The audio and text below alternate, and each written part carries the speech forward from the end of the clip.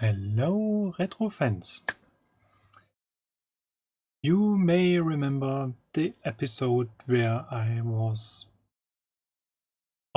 modding my NES, my Nintendo Entertainment System, in order to output an RGB or YC video signal. And I did this in several live streams, and then I created one kind of condensed version as one episode out of it. And ever since I had the issue that some of the games were looking a bit, let's say, strange. And especially I had one issue in Tetris, for example, that really started to bother me. And I decided to dig a little bit deeper. And today's episode is actually about this issue and how I have solved this. And as a very beginning, let's have a look at the issues I was facing.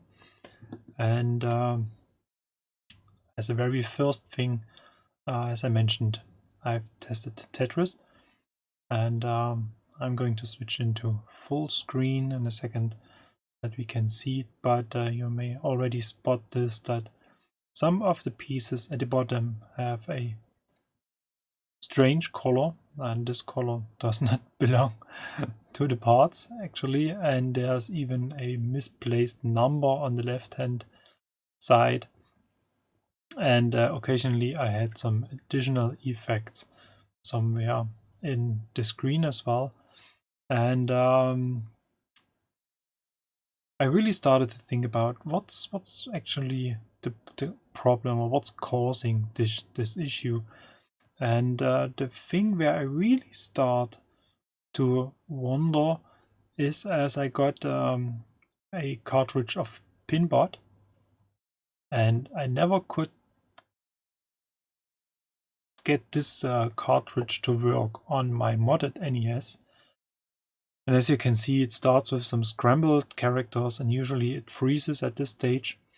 And first I thought this cartridge is broken, and so I got another one, and the issue was similar or even worse with this one. And then it came to my mind, well, let's test this on a non-modded NES. So the NES we can see on the left hand side is really completely stock, so that's not even a region fix or something like this added. And surprisingly, as we're going to see in a second, I have some cartridge connector issues, which is quite normal for the front-loading NES, and I just have to hold down the cartridge or put something on top of it, since I'm missing this lock frame. And as you can see, the screen isn't scrambled, and it switches quite fluently to the next screen. And this is the screen where my modded NES started to freeze all of the time, and this is working very well. So, and therefore I thought this has to be related to something I have added to the NES. And one next example is, as we can see, is Kabuki Quantum Fighter. Every time the screen scrolls up or down, we have some flickering in the screen, and it doesn't look smooth and doesn't look right. And I really thought, well, this is really strange, and I cannot think of that this is caused by the RGB mod. And as we can see, this game runs flawless on another NES, and here we have no flickering and something like this. And therefore I started to kind of investigate this issue a little bit, and maybe investigate is just another term for Googling nowadays. And I found that PPU I have used for the RGB modded NES is not, let's say, the very same that was originally soldered onto the original NES, and I'm going to show you this in a second. So basically, in the NES modding video, I was showing that I have used a so-called UA6527P PPU, and I got this as a replacement, as some sort of a spare part from I think eBay. Yeah, I think, yeah, or AliExpress. I'm not sure, but I think it was eBay, because I broke an original PPU, and there's another episode where I have repaired this one, and this is back to life, and it's working quite fine with this well, re-soldered leg, so to say. And for my modded NES, for this RGB modded NES, I was using one of these two UA6527P PPUs. And initially I thought this is some sort of a clone, a rebuild or something like this. But what I've learned so far is that this PPU is basically just a different manufacturer, and it is used for a different region. And basically this PPU is used for NTSC NES systems in order to run PAL games, so European games.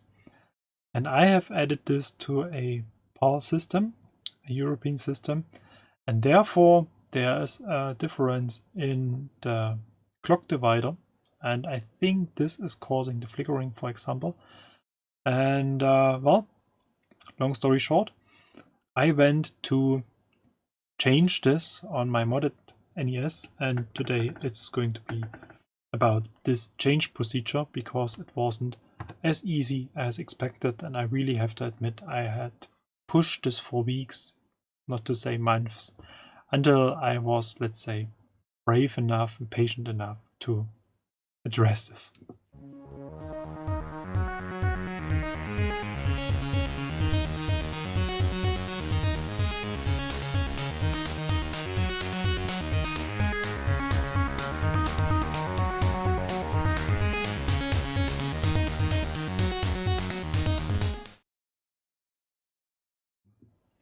So, and before we're going to lose too much time chatting about different PPU versions, let's start with the procedure. And the very first thing I was really interested in is to see if I'm going to replace the PPU on a working board against this, let's say, different version, if I end up having the same effect. Because I was still not sure whether this was perhaps an issue of my modded RGB, my modded NES. But the modded version isn't working without this RGB board, circuit board. So if I remove this and add a PPU, then I still have no output, no video, and therefore I had to go for a different approach, and my idea was to take this really non-modded board without any changes at all, and get the PPU out of it, put a socket on it, and test this with this replacement PPU, which is basically not a replacement PPU as what I've learned so far, but I still keep calling it this way. So, and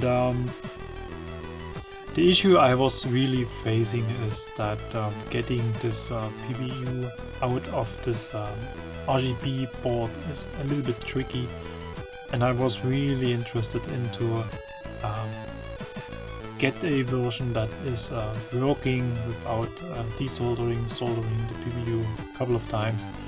And therefore I decided to take this board and make it, let's say, RGB mod ready by putting a socket on it. And as I've learned in the progress of working on several NES so far, is that using a soldering iron and a desoldering gun works the very best on the NES, because the holes for those little pins for the ICs are very small, and it's quite tricky to get all the soldering material through the hole if it's not properly heated up on both sides. And therefore I'm using this two-side approach, and this works very well. And in order to not to wait for all the 40 pins, we're going to speed up the progress a little bit in a second. So I guess you got the idea how I'm going to do this, and let's move forward in a little bit faster way. And as you can see, I'm making good progress. I'm flipping the board so that I have access from the top to the pins. It's a little bit tricky with this additional connector, but with some fiddling it is quite easy to remove all the solder material. And now the IC almost falls off of it. There are just few pins with a very small amount of soldering material left, and it was very easy to remove, much easier than the previous boards I have worked on. And then I was really thinking about getting the so-called precision socket onto the board, which is better if we go to add an RGB board, a circuit board, or if I go for this classic version, which is actually better for ICs which have been desoldered. And well, I decided to go for the newer version, the precision socket, because it is very likely that I'm probably going to mod this board as well. Maybe to sell it or something like this. I don't need two PAL NES versions, and just in order to be prepared, I think it was the good decision to go for this way. And well, I mean, soldering 40 pins is not so exciting. It's just important to have the alignment right for the very first pins, so that the socket really fits flat to the circuit board. And then, well, we're going to speed up the process a little bit in order to make some progress with this one. And as I said, it's quite easy. It's just important that we solder the pins really through the circuit board, so that we have connected the through connection from the bottom to the top of the board properly, and then everything is basically working fine. So this was basically the most easiest part for this whole exercise. And as I said, I was really interested in to see if the same effect happens when I'm going to use the same, or let's say similar PPU, which is actually not possible since it's still soldered to the modded version. But I was just checking if everything is still working with the original PPU. So I did a very quick test with this one in order to see if I have kind of messed up something or so, and to keep sure that the PPU I've desoldered really works, or still works. I mean, it got some heat treatment due to the desoldering process, and therefore it's always good to test this, because we're going to see this in a minute, that I have to solder the PPU to the RGB circuit board due to restrictions in space. So the NES board is upside down, and if we keep stacking things onto the board, then we run out of space at the bottom of the NES, and therefore it's not possible to add a socket to the RGB circuit board. It has to be soldered onto the board, and I don't want to do this twice, which is actually not true. I'm doing it twice in a few minutes, but not again, let's say it like this. And as we can see, pinboard is working fine, so the PPU is still in good condition.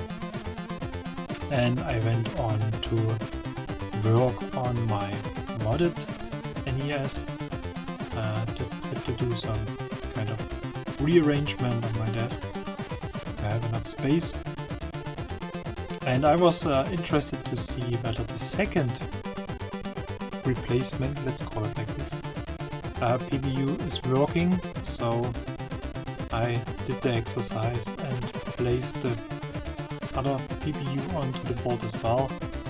And here I'm very carefully while removing this PPU, because the experience I have is that the legs or the pins of those ICs are very fragile. They break very easily, and therefore I was very sensitive to this whole thing. And yep.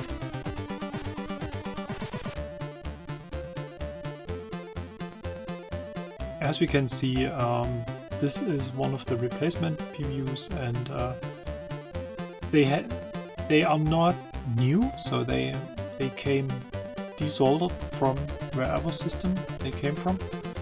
I thought they are really, let's say, new old stock or something like this, but I had to learn that they were already soldered to some board, to some system, so I feel really sorry that another NES had to, well,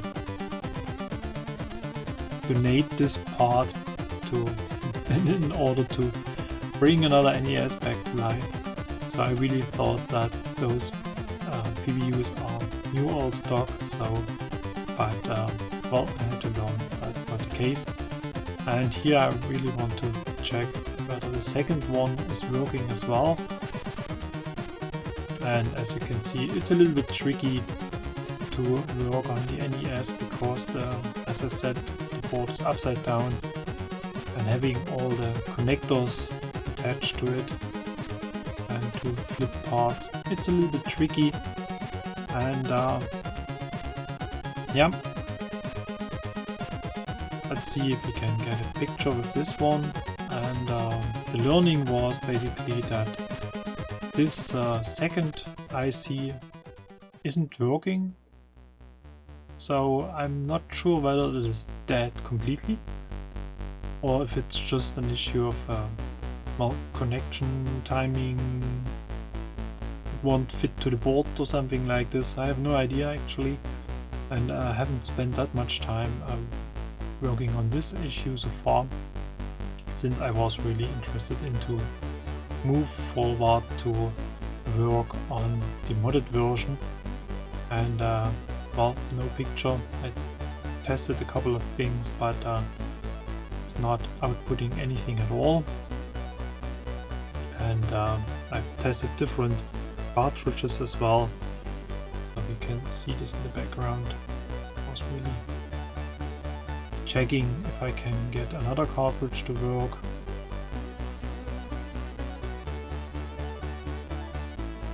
And it's not flashing, so it has no issues with the cartridge. And this cartridge is working, interestingly, but I think one of my pinboard cartridges really has some issues, and I may have to do more intense cleaning. So this one isn't starting at all, so there's actually really something wrong with the combination of the cartridge and the board and the PPU. So basically really a mix of different things, and now it's starting. Yeah, that's interesting, because what we haven't seen is that I put back a original PPU to the board, and since yeah, the replacement wasn't working, and this is actually the one I have fixed with the broken leg. So this is still working very well, and now it's about time to, well, start with the other NES. So I have to make some space so that I have enough room to work on. And as we're going to see, this is going to be a tricky exercise. It's really hard to remove this composite plug.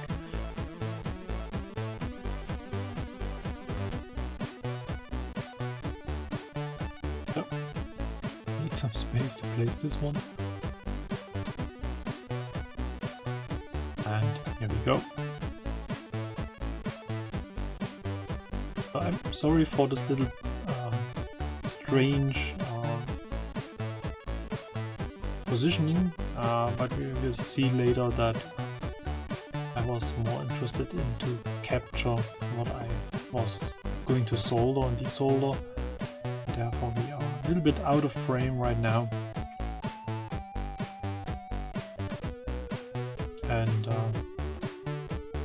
I was really not sure how I'm going to approach this, because as we're going to see in a second, that the IC connector and the pins of the PPU are very closely together, and it's really tricky to desolder this, and I was really thinking about several ways to get this off of this circuit board. I was thinking about using this old-fashioned copper wire soldering iron approach, but this is usually pretty time consuming, and I do not have that much experience with this method, because I went quite early for a desoldering gun, which was basically the best. And having a good cup of tea and before I start with this whole exercise, basically very helpful.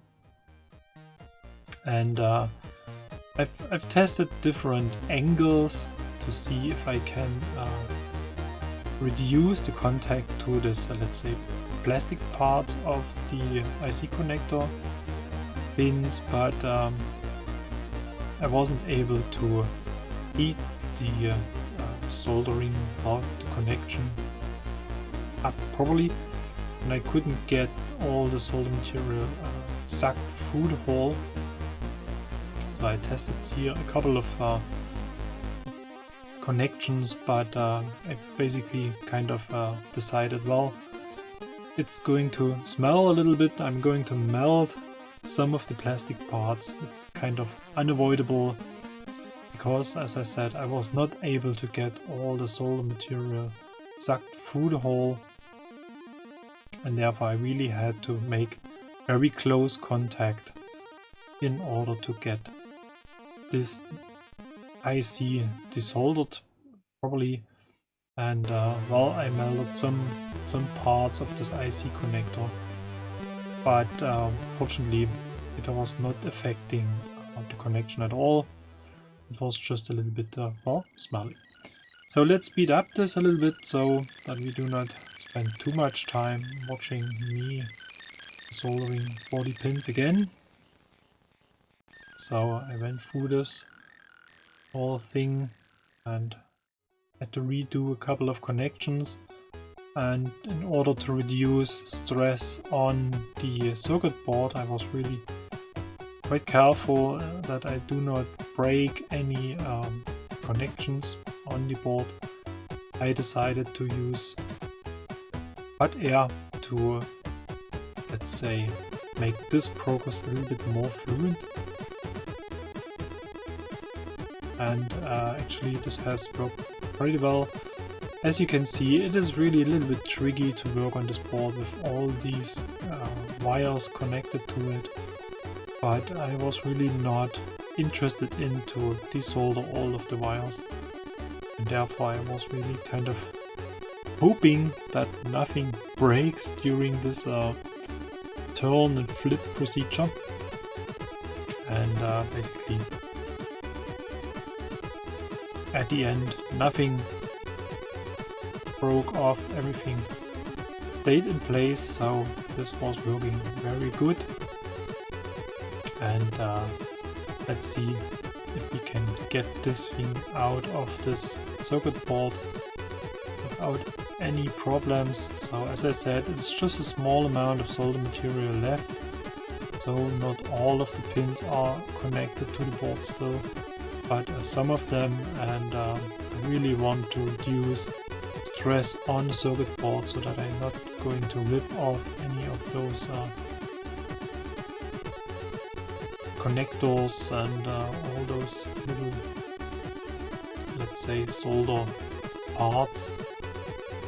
And this has worked quite fine so far. So IC came off pretty easily at the end. As you can see, it's already loose. It's just hanging on the last 1 or 2 pins. And after getting it off of the board, even all of those holes were clean, and I could really move on and go for putting on the original PPU part. And well, it's quite interesting. As I was starting to search for those PPUs, I learned that there are about, let's say, about 15 different PPUs for different regions and for different systems, and from different manufacturers.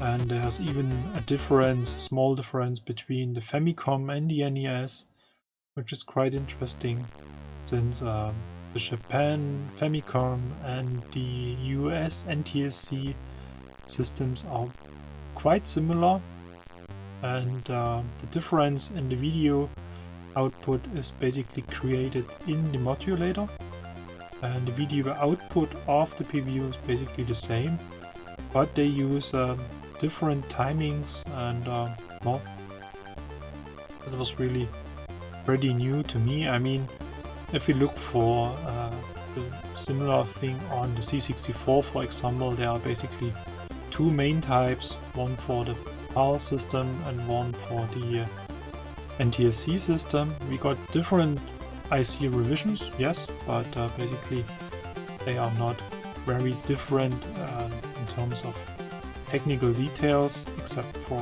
one of the older VIC-2 ICs, which has different brightness levels, for example. And here I am removing the top of the IC connector pins in order to make the PPU fit a little bit better to the circuit board.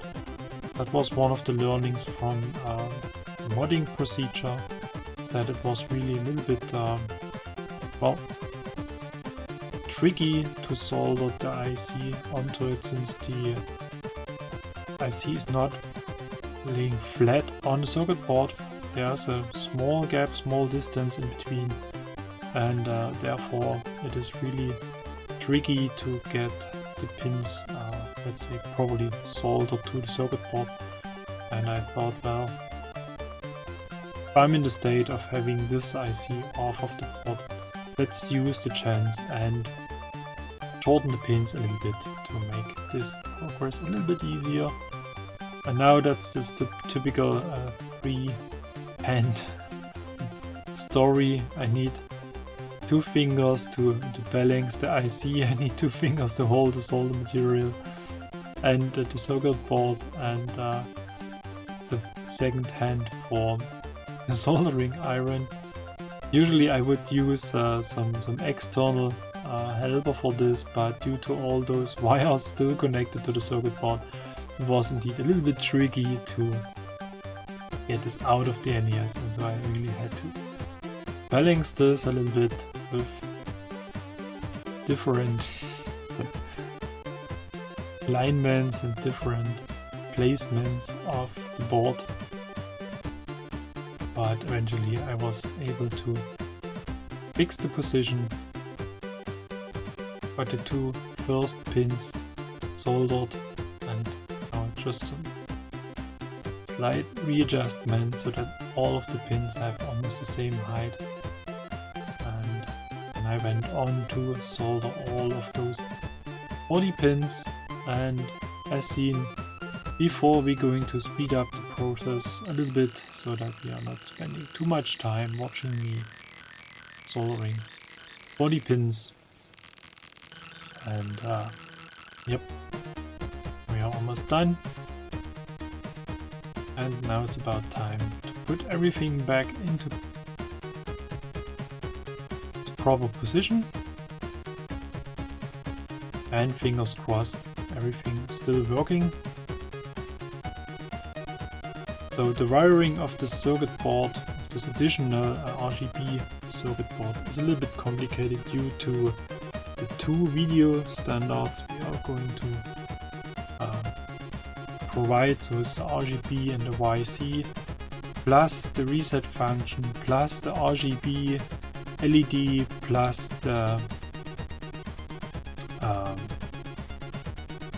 audio. Yeah, sorry, a little bit lost. And so I'm just putting back all that connectors so that we can start up the NES and hopefully everything is still working, or it's even better working than before.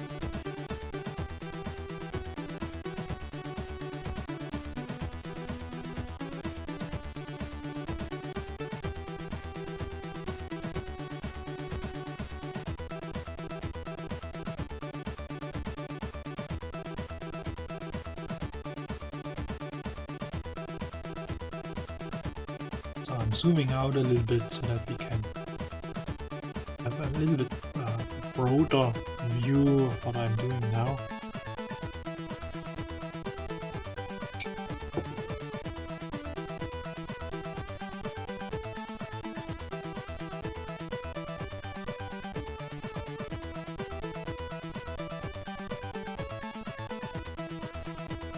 Putting back this cartridge holder, or whatever we want to call this,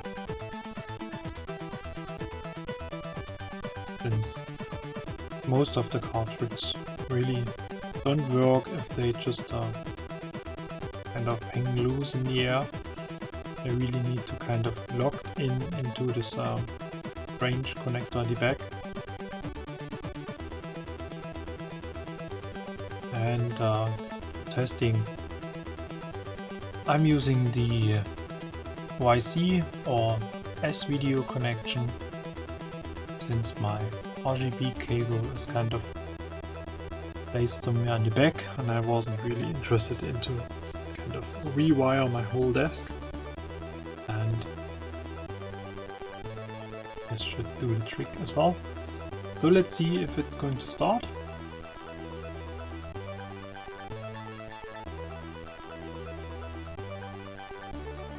Takes a moment until the FrameMeister starts to sync. And as we can see, there are still some, let's say, distorted characters. So I think this cartridge really has some issues. Really have to check whether this is just a dirty connector or really the ROM perhaps is broken. So I went for the other cartridge after testing this twice without any success, any changes. So I really think that this cartridge has some issues. Still the same, and well, not really happy with the progress so far.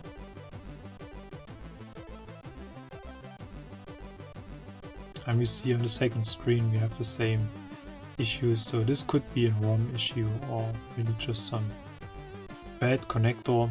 So I really have to do some deep cleaning with this cartridge. So let's check whether the second one is working better.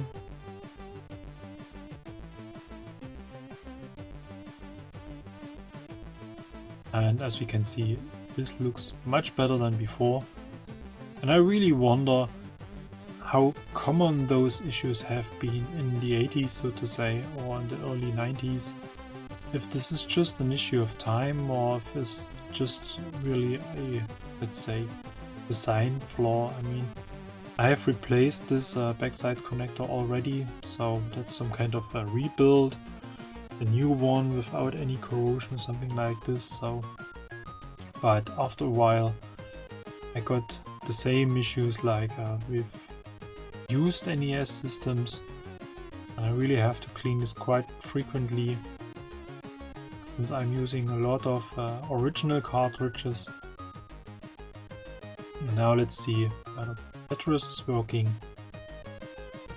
And that's basically almost the end of this video, end of this episode. And as we can see, there's no misplaced number, there's no color change at the bottom of the screen. So everything looks fine, except maybe for my stacking. But I wasn't paying that much attention to this whole game. I was just looking for some graphical issues, but as we can see, it looks very fine, and I was really happy that now I'm able to play Kabuki Quantum Fighter, as we have seen at the very beginning, and Tetris and Pinboard without any issues. And I'm really happy with this RGB modded NES so far. That was really very interesting project, and especially in terms of video output quality, it's definitely worth all the effort, and I'm looking forward to do this with other systems as well. So I have some plans, but not sure when I'm going to do this. So yeah, thank you very much for watching. That's basically all I have to present today. And yeah, if you have any questions, comments, whatever, feel free to use the comment section. I'm looking forward to this. And as usual, thank you very much for watching. Thank you very much for your support. Highly appreciate it. And well, see you soon. Bye bye.